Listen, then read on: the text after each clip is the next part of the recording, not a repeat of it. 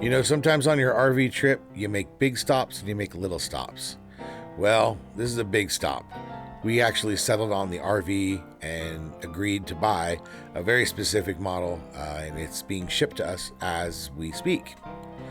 So thanks for coming along on the ride, and I hope you enjoy this stop.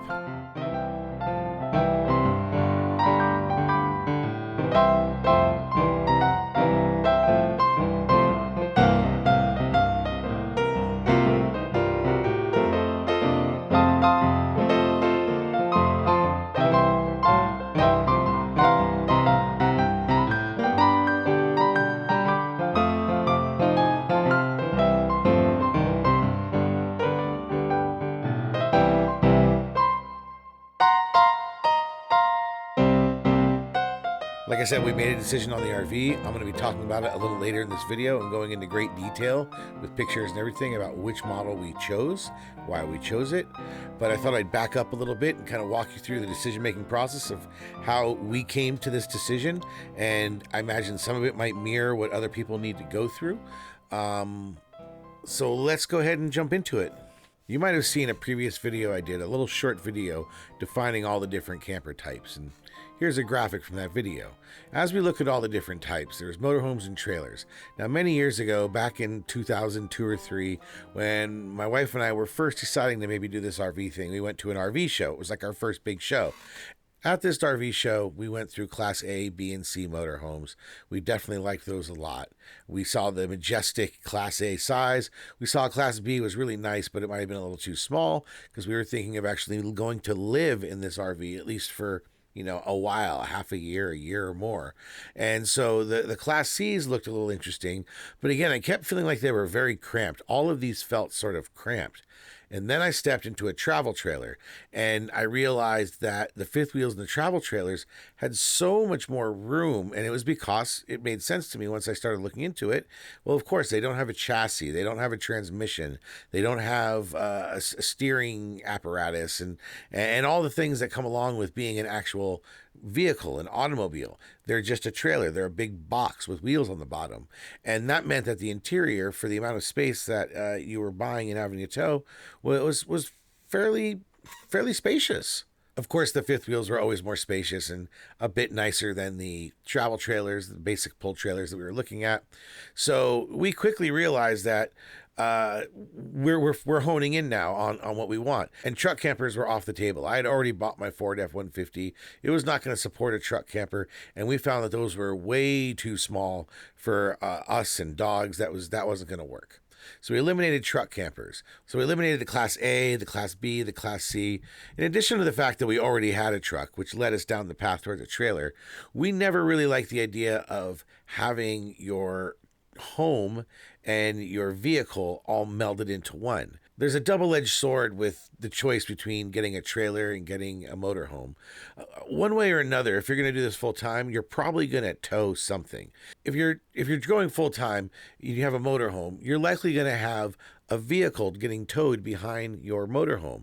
The idea is that when you're camping with a motorhome, you don't want to have to pack it all up just so that you can drive to the store and get some milk or go to a museum. So a lot of people will actually tow behind them a vehicle, a truck or a Jeep or a car, and there's a million ways to do it. And that way they have a vehicle with them. So they're going to be towing something, whether or not they're going to have a trailer and a truck, or they're going to have a motorhome with a little towed car behind it. So we figured if we're going to have to tow either way, and we have a truck already, we like the spaciousness of the travel trailers, we're going to go ahead and look towards travel trailers. I looked at a few fifth wheels that maybe would fit our earlier model F-150 we had, but it was no dice. It just was not the right choice. It was going to be too heavy. It was too small of a bed on the truck. So it became very clear that we honed in on one choice. It's going to be travel trailers. It's not going to be any kind of a pop-up trailer because those are simply, well, too small, too under-resourced. And we made a decision early on that there's going to be no canvas walls or tent pieces to this trailer that we're attempting to live in for a long period of time. So we decided, since we were in Northern California, California is a huge market, and the best thing for us to do for a used RV is for us to just start hitting the lots. We knew what we wanted in general, so let's just start going on a driving tour. So we went on a 2-day tour, driving down to the Central Valley through Fresno, and we were heading down towards Bakersfield. And when we finally got to Bakersfield, after going through a whole, I think, a day and a half of RV places, we settled on a Thor Tahoe travel trailer, a 97 model. Now, this is in 2004, so that's a little old, but it was in perfect condition. It was kept in a very, very dry environment. And so we were starting with a like new trailer that was a bit of a starter edition. It's a bit of a stick and tin, lightweight, basic model. You've probably seen the floor layout a million times, but it was a great start for us. So we put everything in the storage, we moved into it, and we overburdened it for sure. Those first trips out were ridiculous. We lived in it for a while on a family property. Then we traveled around California and the western states.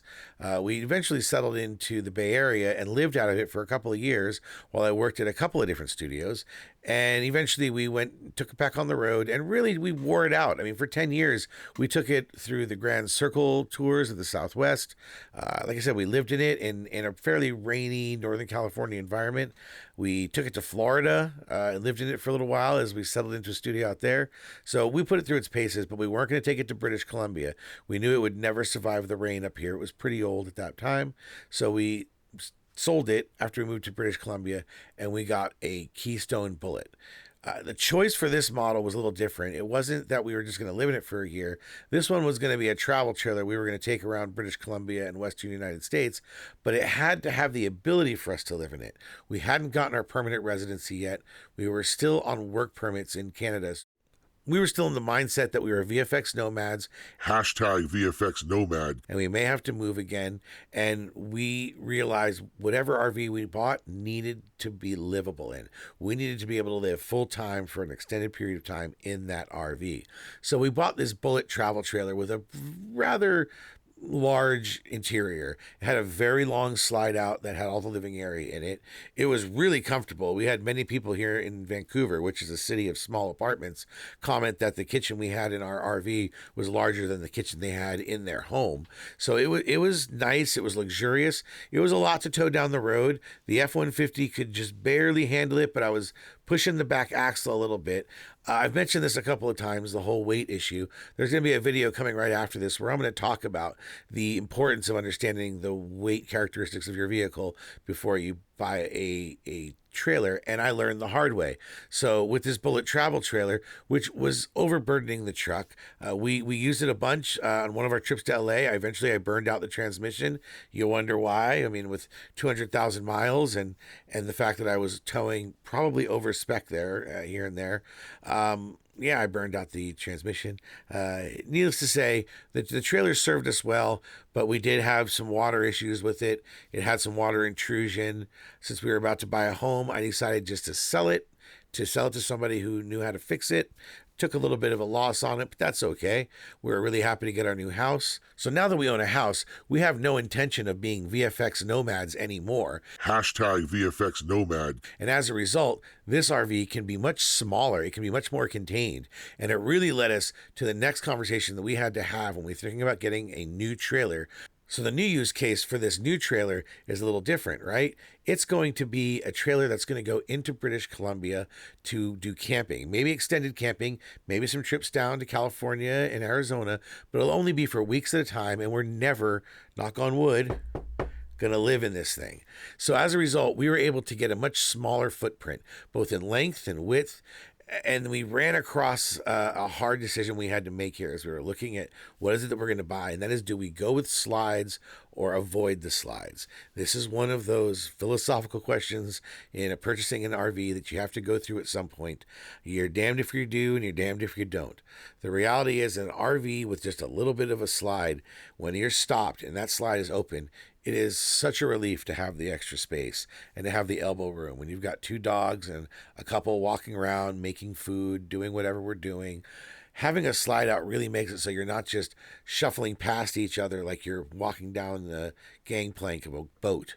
On the other hand, slides have slide problems. Eventually, you're going to have problems with your slide. And when you do have a problem with your slide, it's probably going to be while you're on vacation. We've had some slide issues of monumental proportions on that bullet. Now, to Keystone's credit and to Fraser Way, they did warranty repair the initial problems we had, but really we continued to have little issues with it, and we had it spoil some vacations, either because we were paranoid about the slide working, so we barely slid it in and out, only at the stops at the end of each trip, so that we would minimize the risk of it going bad, which you don't want to have to think about that when you're on vacation. And then lo and behold, on a trip where we headed out early the night after work and slept, boondocked at a rest area so that we could get to a campsite early and get set up for a long holiday weekend. We ventured for hours. We went out on a Forest Service road, towed it out, finally found this perfect spot next to this nice river. It was going to be the best weekend. The weather was going to be perfect. And as soon as I went to put the slide out, it went sideways on us. We realized some cables had snapped. We had to get it in, which we were able to get it back in, and call off the whole camping trip. Had to spend the whole rest of the day driving back home with a full trailer full of food and camping supplies and clothes, and spent the weekend at home wondering about when can we get it in for servicing. It was such a drag. Now, in this case, I was able to troubleshoot it and fix it myself. It took me a little while to figure it out over a few weeks and a lot of YouTube tutorials. But man, that slide really ruined some prime vacation time. And so the question was, do we get a slide again? Right now we're back to that. If we get one of these smaller trailers, do we get a slide? It's an even smaller trailer, so the pressure's on. Well, I'll let you know in a minute which way we went with that, but let me just say that the slide out is a very compelling case. Besides the question of whether or not we need a slide out was the other use case for this model. We're in British Columbia now. We've purchased a 4x4 truck, which is more than off-road capable, and there's countless kilometers of Forest Service roads and over 500 provincial simple campsites all around BC ready to be taken advantage of, but you've got to have the vehicle that can get there and a trailer that can fit. So in addition to having a smaller trailer so we can fit in all of the camping sites, we wanted to get one that was off-road capable. This was one of the biggest drivers, and this is a big topic now. This is an area we're seeing growth in the RV industry. Up here in Canada, there's always just a few less choices. It's the nature of us being a small country.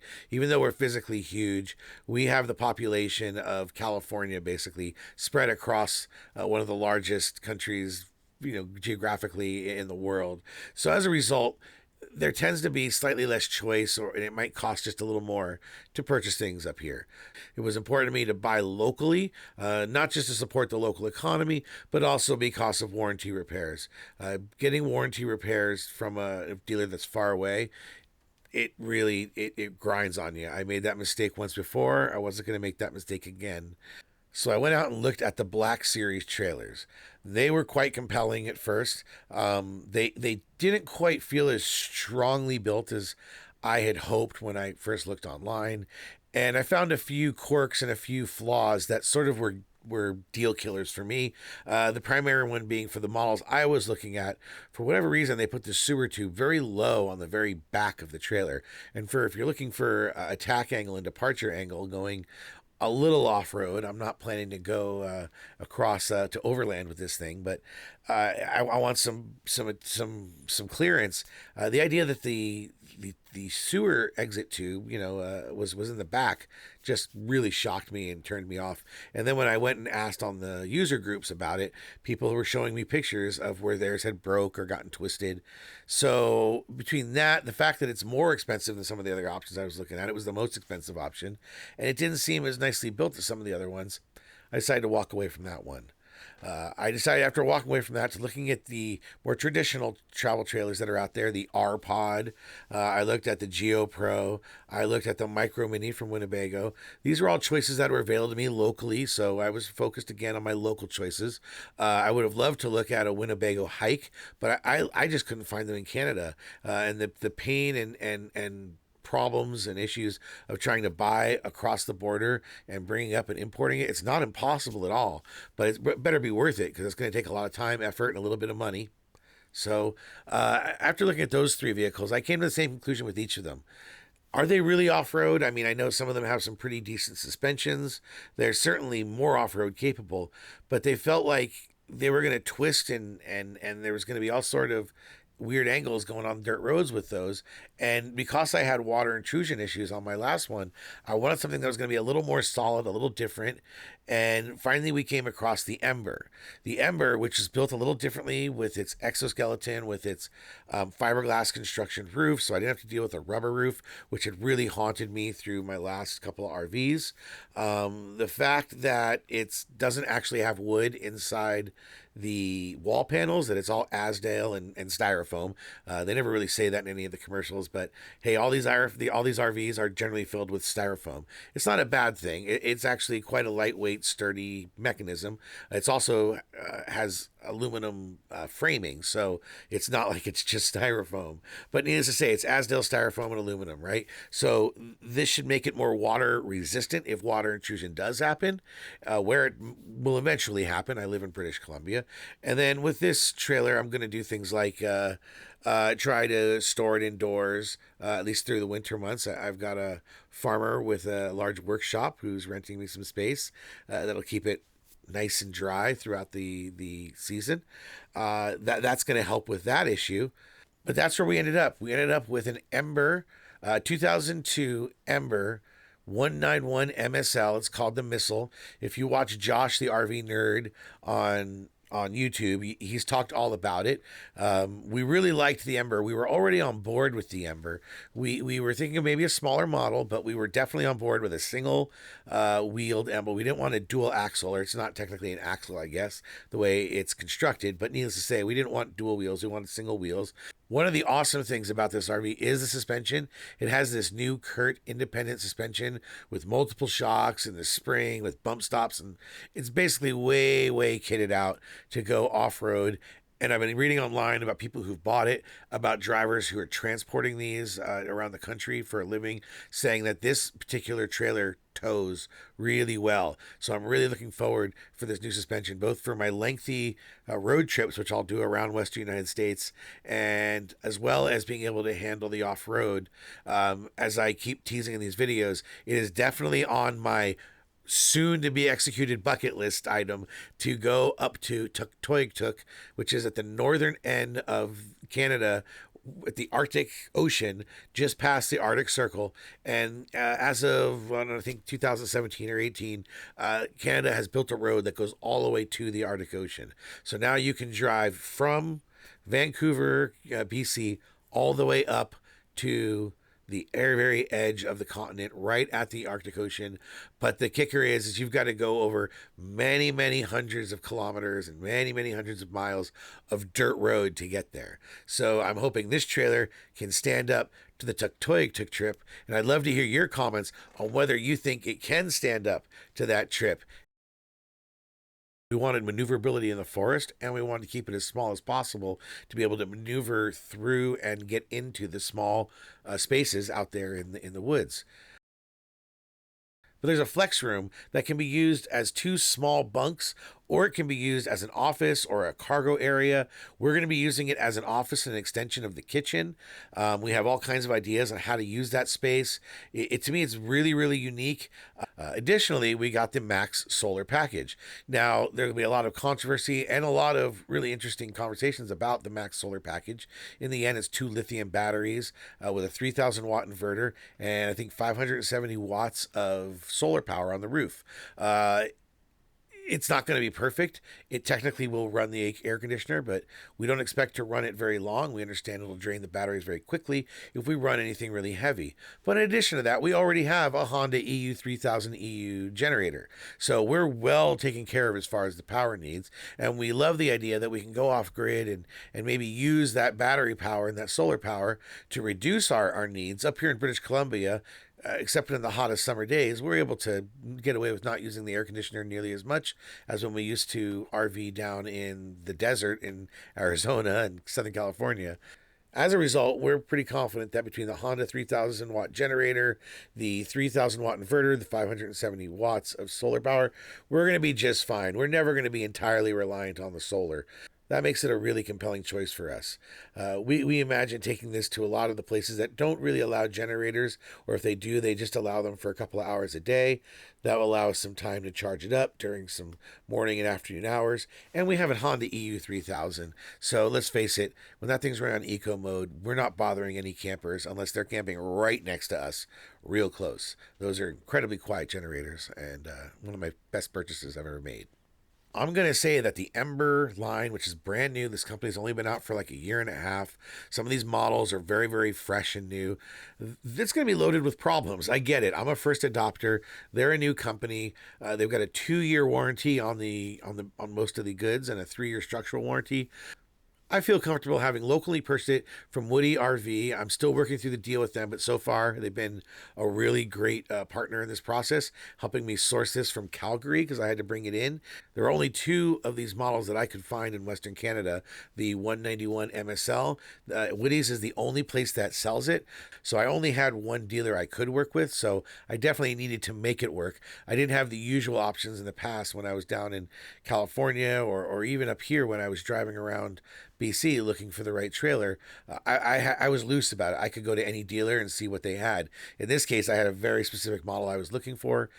There are downsides again to this trailer specifically, where it was caught in the supply chain. So I know there's going to be some things that are on it that weren't the original intentions. The windows are not the European windows.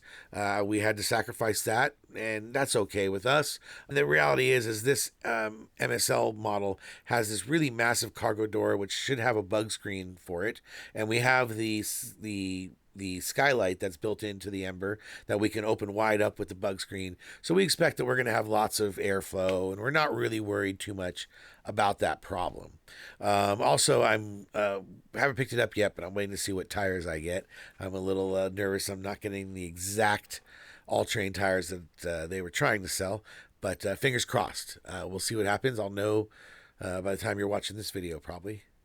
It was only being sold by one dealer, so that lowered my bargaining position. Let's be honest, but that's fine. I'm happy with what I got for the price that I got it. At some point, I may talk about the pricing and how I went about, or what I got it for. I'm not sure how I want to present that just yet. I think a couple of extra features, and I'll be going through this model in detail when I actually get it. I'll walk through the entire thing, but some additional aspects that stood out to me on this was the Truma Combi water heater / furnace. This comes out of Germany, I believe.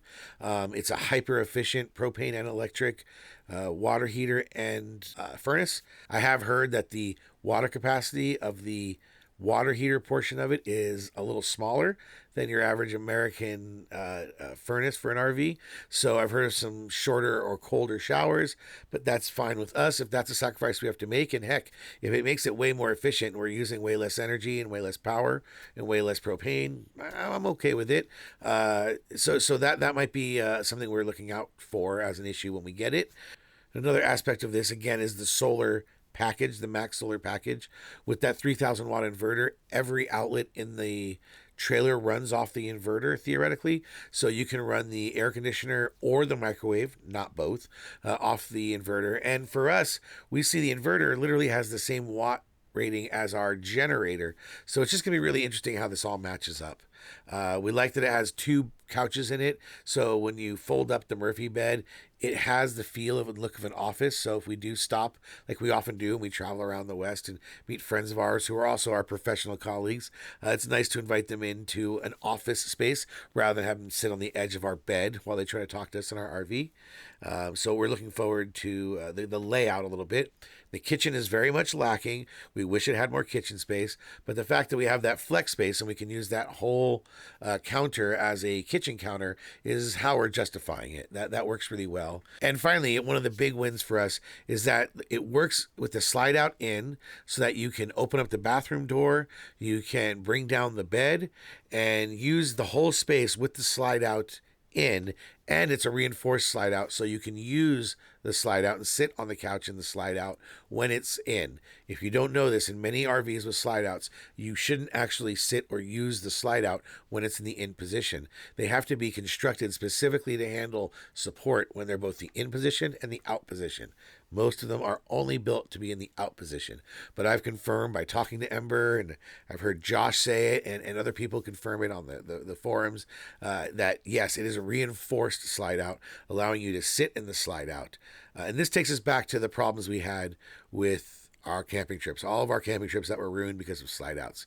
Many of them wouldn't have been ruined if we could have just got the slide out in and continued to camp with the slide out in. In that trailer we had previously, the slide out was very large, and if we had it in, we couldn't use nearly any of the living space. We could only use the kitchen side. We couldn't sit in the couch or sit in the dinette because it was a slide out that wasn't reinforced.